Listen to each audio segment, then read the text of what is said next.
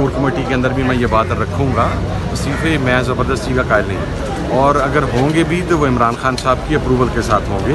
तो मैं इमरान खान साहब की मर्ज़ी के बगैर तो नहीं यकदम देने लगा किसी किस्म का इस्तीफ़ा। ज़ाहिर है इमरान खान साहब ओके करेंगे तो अवेल रिज़ाइन। दूसरी चीज़ ये है कि जब हमने उस वक्त असम्बली डिज़ोल्व की थी तो मैं मीडिया पे ऑन रिकॉर्ड हूँ और मैंने इमरान खान साहब के सामने बैठ के ये कहा था कि हमें असम्बलीज डिज़ोल्व नहीं करनी चाहिए, क्योंकि ऑपरेशन रजीम चेंज के अंदर हमारी फेडरल गवर्नमेंट जा चुकी थी।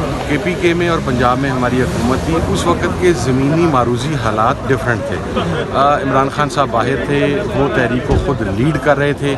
आज इमरान खान जेल के अंदर है, नाजायज़ जेल के अंदर है, और उसे सिर्फ सियासी इंतकाम का निशाना बनाया जा रहा है। तो उस वक्त के और मौजूदा ज़मीनी हालात में बेइंतहा फ़र्क। मुझे इमरान खान साहब जो कहेंगे वही होगा।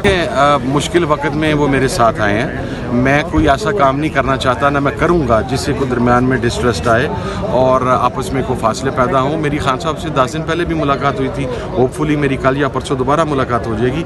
मैं कोई भी ऐसा कदम नहीं उठाऊँगा जिसकी वजह से पार्टी में कोई इख्तलाफात हो, इसलिए कि मैं पाकिस्तान तहरीक इंसाफ की इंटरनल पॉलिटिक्स का हिस्सा नहीं हूँ, ना ही मैं किसी ग्रुप के साथ रहा हूँ, ना मैं किसी का मुखालिफ हूँ। मेरे लिए सब काबिल एहतराम है। मुझे जो इमरान खान साहब करेंगे मैं सिर्फ वही करूँगा। देने के हवाले से खान साहब ने कोई आपको दो कॉल दी है या ये आपकी अपनी? नहीं, मेरी खान साहब के साथ कोई इस हवाले से बात नहीं हुई, लेकिन देखिए मैंने पहले वाज़ह कर दिया कि हम वोट लेके आए थे इमरान खान साहब की रिहाई के लिए। इन 3 माह में इस असेंबली में से तो हम कुछ कर नहीं सके।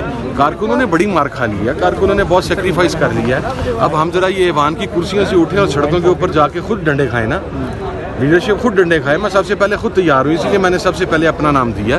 तो मेरा ये एक मौक़िफ़ है, उसके ऊपर ज़ाहिर है जमहूरी पार्टी है, उसमें इख्तिलाफ राय भी हो सकता है, कसरत राय से भी हो सकता है। जो भी फैसला होगा मेरे लिए काबिल कबूल होगा, बट मैं अपनी सजेशन तो दे ही सकता हूँ। ये बताइएगा, क्या ये बात आपने क्यों की, क्या मकसद था इसके पीछे? क्या आप पार्टी की जो लीडरशिप है उससे कहीं नाराज़ हैं कि जो पार्टी लीडरशिप है वो उस तरह से पूरा एहतजाज है, वो एहतजाज अपना रिकॉर्ड नहीं करवा पा रही? नहीं, क्या वजह? मेरा भाई मेरा किसी से कोई इख्तलाफ नहीं है। मैं बड़ा रवादार किस्म का आदमी हूँ और पार्टी के तमाम लोगों ने मुझे हमेशा बेइंतहा इज़्ज़त भी दी है और एहतराम भी दिया है, और मैंने भी उन्हें इज़्ज़त और एहतराम ही दिया है।